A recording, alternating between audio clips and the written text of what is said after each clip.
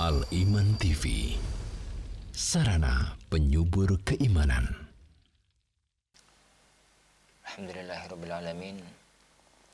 Wassalatu wassalamu ala asyrafil anbiya'i wal mursalin, Nabiyyina Muhammadin wa ala alihi wa ashabihi ajma'in. Wala hawla wala quwwata illa billahi rabbil alamin. Allahumma salli wa sallim wa barik ala nabiyyina Muhammad wa ala alihi wa ashabihi ajma'in. Amma ba'd.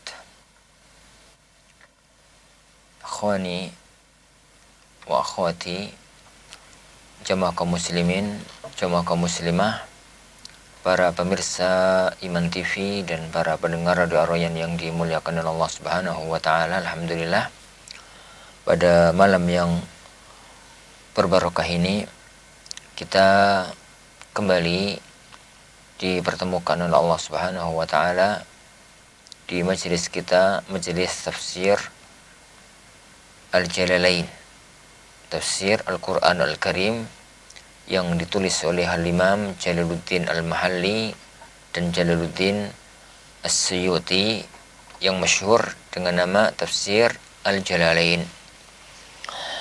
Pada pertemuan yang kemarin telah kita mulai pembahasan dalam surat Al-Fatihah. Kita sampai pada Bismillahirrahmanirrahim. Alhamdulillahi Rabbil Alamin Ar-Rahmanir-Rahim. Itu pembahasan kita pada pertemuan yang kemarin. Kita lanjutkan pada ayat yang keempat. Ini pada ayat yang keempat, Maliki Yaumiddin. Ini Maliki Yaumiddin. Kata beliau, ay al-jaza. Ad-din artinya adalah al-jaza, balasan. Maliki Yaumi, yani Tuhan Allah yang memiliki, yang menguasai. Yaumi, hari, ad-din, ay al-jaza, yani pembalasan. Wa huwa yaumul qiyamati, dan hari itu adalah hari kiamat. Wa khussa bidzikri, dan dikhususkan, disebutkan hal ini, li'annahu la mulka zahiran fihi li ahadin. Tidak ada, yani la malika zahiran fihi li ahadin illallah. Tidak ada satupun raja yang bernampak tatkala itu, di hari itu, untuk siapapun, illallahu ta'ala, kecuali Allah Subhanahu wa ta'ala. Bidalil, dengan dalil firman-Nya, limanil mulkul yaum, yang milik siapakah kekuasaan pada hari ini, lillahi, hanya milik Allah semata. Taib, para witan azani Allah wa yakum. Maliki Yaumiddin, Allah adalah penguasa, Allah adalah pemilik, Allah adalah raja. Itu nanti dari Malik. Yaumiddin, hari ad-din. Apa itu ad-din? Ad-din itu memiliki banyak arti. Ad-din itu memiliki banyak arti, beberapa arti. Arti yang pertama, ad-din bermakna millah. Ad-din itu bermakna millah, agama. Dan itu masyhur. Yani inna ad-dina 'indallahil Islam. Sungguhnya agama yang diridhai oleh Allah Subhanahu wa taala itu adalah Islam. Ad-din yani juga bisa bermakna amal. Bagaimana ucapan orang Arab, kama tadinu tudan. Bagaimana kamu beramal, nanti kamu dibalas. Gitu. Bisa bermakna amal. Ad-din juga bisa bermakna balasan. Kayak dalam ayat-ayat ini, Maliki Yaumiddin. Allah lah yang menguasai hari pembalasan. Allah lah yang menguasai hari kiamat nanti. Ini. Jadi tidak semua ad-din itu artinya agama, sehingga nggak perlu heran. Kok artinya jadi pembalasan ya? Kan ad-din itu artinya agama. Iya. Karena din itu tidak satu makna. Din itu ada yang maknanya adalah agama, dan itu yang masyhur di kalangan kita. Ada yang berarti yang lainnya. Dan dalam ayat ini, ad-din itu maknanya bukan agama, tapi al-jaza, yaitu pembalasan. Lah, penguasa hari pembalasan ini apa? Maksudnya adalah wa huwa yaumul qiyamah, dan ini adalah balasan pada hari kiamat. Balasan pada jadi hari kiamat. Baik. Kemudian beliau menyebutkan satu masalah. Loh, Allah itu kan penguasa segala sesuatu. Penguasa bumi, penguasa langit, penguasa sekarang, penguasa dulu, penguasa nanti pada hari kiamat. Penguasa alam semesta zaman ini, penguasa nanti pada waktu alam semesta sudah masuk alam kiamat, dan macam-macamnya. Allah itu kan menguasai segala sesuatu. Lah kok nopo?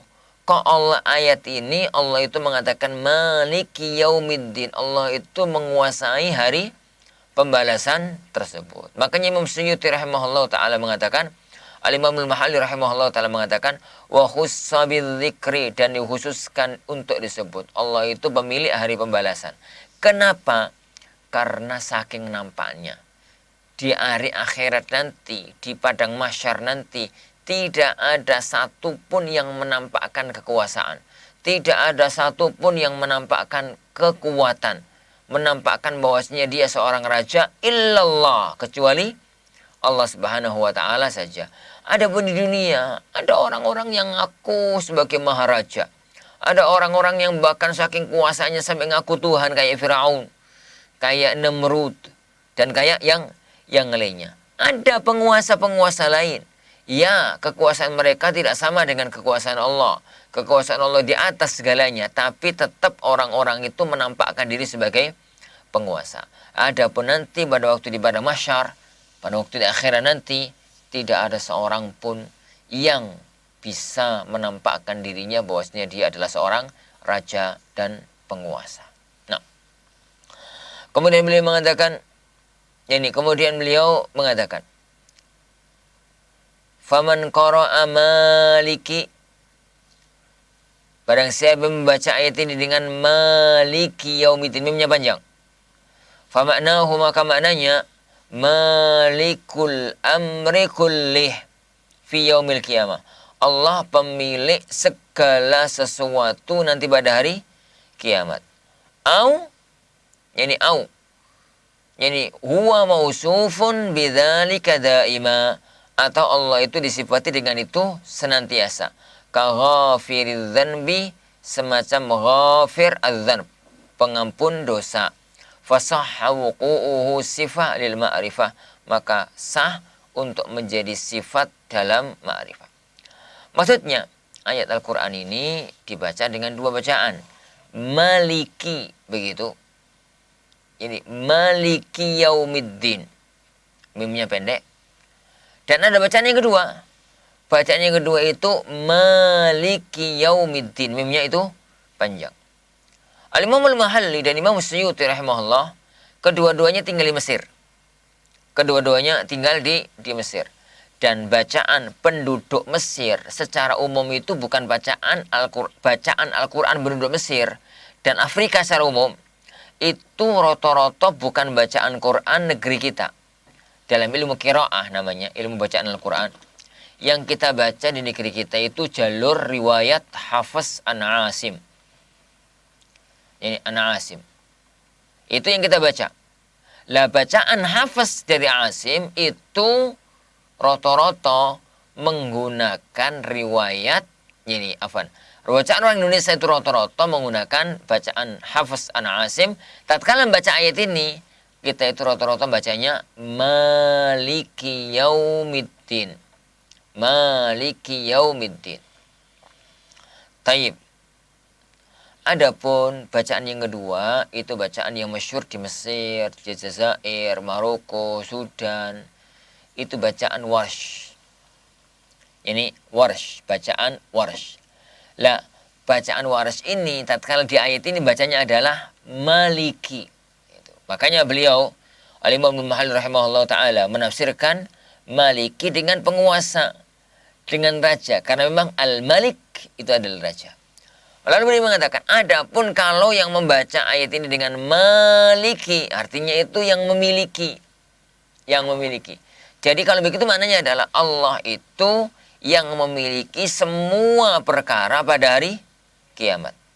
Allah itu yang memiliki semua perkara pada hari kiamat. Wallahu a'lam. Mananya mirip-mirip. Iyyaka na'budu wa iyyaka nasta'in. Hanya kepadamu ya Allah kami beribadah, dan hanya kepadamu ya Allah kami mohon pertolongan. Ai maknanya, nakhussuka bil ibadati. Kami mengkhususkan engkau ya Allah untuk kami ibadahi. Min tauhidin wa ghairihi, baik itu tauhid maupun yang lainnya. Kami mengkhususkan tauhid hanya kepadamu. Kami mengkhususkan yang lainnya juga hanya kepadamu ya Allah. Wa natlubul ma'unata 'alal ibadati wa ghairiha, dan kami mohon pertolongan dibantu untuk bisa tetap beribadah dan melakukan hal-hal yang lainnya. Taib. Al-Imam Al-Mahalli tadi mengatakan, iyyaka na'bud aina khussuka bil ibadah. Kami khususkan engkau, hanya engkau ya Allah untuk kami ibadahi. Dari mana lafaz ini muncul? Dari istilah nahwunya itu taqdim ma haqquhu ta'khir.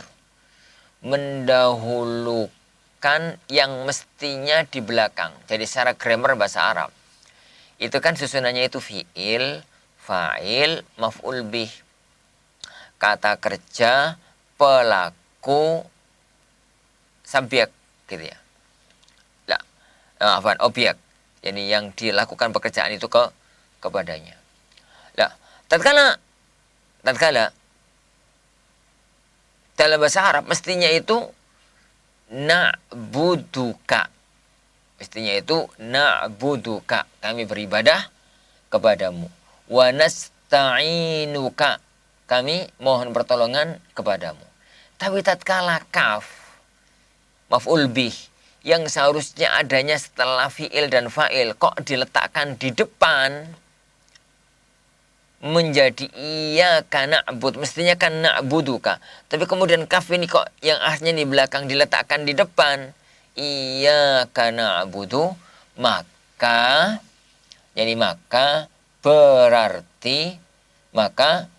berarti itu artinya adalah litakhsis, kata para ulama istidlal, ulama usul, ulama balaghah dan yang lainnya. Yani taqdimu ma haqquhu ta'khir yufidu takhsis. Mendahulukan yang seharusnya diakhirkan, maka itu bermakna takhsis, mengkhususkan.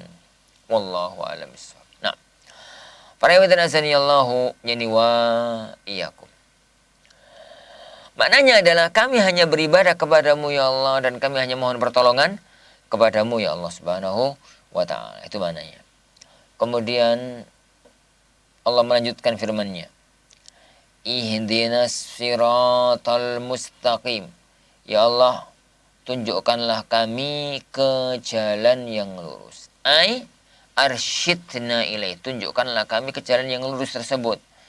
Fayubdalu, yani wa yubdalu minhu, dan dibadali jalan yang selamat, jalan yang mustaqim, siratal mustaqim itu apa? Ini Allah melanjutkan siratal ladzina an'amta alaihim, jalannya orang-orang yang kau beri nikmat. Ini bil hidayati, untuk mendapatkan hidayah. Wa yubdalu minal ladzina bisilatihi, dan dibadali dari alladzina dengan silahnya. Ghairil maghlubi alaihim, tanpa ada rasa marah, bukan jalannya orang-orang yang al-maghlub alaihim wa humul yahud, dan mereka adalah orang-orang Yahudi.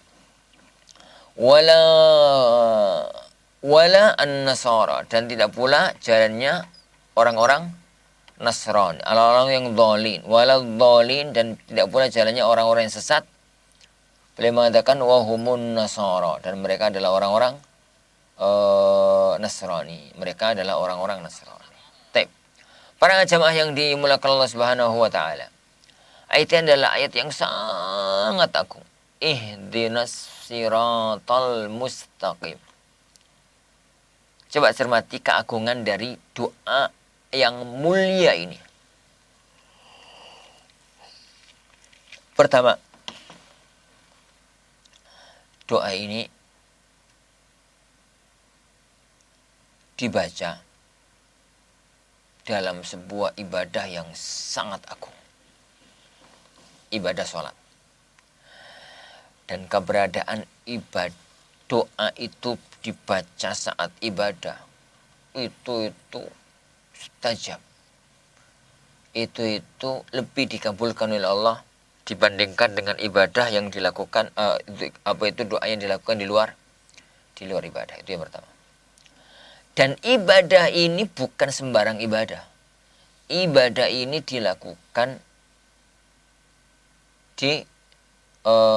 ibadah ini bukan ibadah sembarangan. Ibadah ini adalah ibadah sholat, ibadah tertinggi dalam Islam. Dan bukan hanya sekali, tapi diperintahkan setiap kali sholat, bahkan setiap rakaat. Ada doa ihdinas siratal mustaqim. Ihdinas siratal mustaqim. Selesai seseorang itu membaca ihdinas siratal mustaqim sampai belakang, gak cukup sampai di situ. Ada syariat untuk dibaca amin. Kalau Allah kabulkan. Dan itu bukan hanya 1-2 orang yang mengaminkan, semua jamaah. Semua itu menunjukkan pentingnya ihdinas siratal mustaqim. Ihdinas siratal mustaqim. Lah, siratal mustaqim itu apa? Siratal mustaqim itu dalam tafsir ini jalannya orang-orang yang Kau beri nikmat ya Allah. Dan jalannya orang-orang yang Kau beri nikmat itu mana? Jalannya yang diberi nikmat itu mana? Yaitu jalannya orang-orang yang bukan jalannya orang-orang Yahudi dan bukan pula jalannya orang-orang Nasrani. Orang-orang Yahudi itu orang yang orang yang tahu kebenaran tapi dia tidak mau mengikuti dan mengamalkan kebenaran tersebut. Itu orang-orang Yahudi, orang yang tahu kebenaran dan orang itu tidak melakukan kebenaran tersebut. Itu ciri khasnya orang-orang Yahudi. Makanya ulama-ulama yang ada di negeri kita itu hendaknya karena itu semacam tersebut. Wallahu a'lam. Besar. Kemudian al-maghdub alaihim. Siapa itu al-maghdub alaihim? Orang-orang Yahudi. Orang-orang Yahudi. Orang-orang yang mereka itu ngerti ilmu tapi dekat amal. Dan bukan pula kayak orang-orang Nasrani. Orang-orang Nasrani. Yang mana orang-orang Nasrani? Itu adalah yang mana orang-orang Nasrani adalah orang yang sukanya beramal sesat tapi tidak dipandu dengan ilmu syar'i yang ada. Maka kaum muslimin berada di tengah-tengah. Ilmunya berbuahkan kebaikan dan berbuahkan kebaikan. Ilmunya itu berbuahkan amal, sedangkan amalnya landasannya adalah ilmu. Insyaallah subhanahu wa ta'ala kalau menyatukan antara ilmu dan amal maka adalah suatu amal yang agung di sisi Allah subhanahu wa ta'ala. Jadi ini kesimpulan dari atau tafsir singkat dari surat Al-Fatihah yang merupakan surat yang sangat agung dalam agama kita. Karenanya maka Allah subhanahu wa ta'ala memerintahkan untuk dibaca dalam sholat dan diulang-ulang setiap kali mengerjakan ibadah sholat. Wallahu alam. Para jamaah yang dimuliakan Allah subhanahu wa ta'ala, waktu masih setengah jam tapi kita selesai satu surat maksud saya. Jadi kalau ada yang didiskusikan kita diskusikan insyaallah subhanahu wa ta'ala di waktu-waktu yang tersisa bi'idzni rabbina tabaraka wa ta'ala, sehingga kita mulai pertemuan depan dari awal surat Al-Baqarah. Wallahu alam bishawab. Dan mudah-mudahan Allah subhanahu wa ta'ala menjadikan kita orang-orang yang dibawakan oleh Allah di atas iman, di atas ilmu, dan di atas amal soleh insyaallah subhanahu wa ta'ala. Wallahu alam. Kita akhiri majelis kita pada malam hari ini. Subhanakallahumma wa bihamdika asyhadu an la ilaha illa anta astaghfiruka wa atubu ilaik. Sallallahu wasallam wa baraka Muhammad. Assalamualaikum warahmatullahi wabarakatuh. Dukung channel kami dengan like, subscribe, dan aktifkan notifikasi agar kamu tidak ketinggalan video-video menarik lainnya.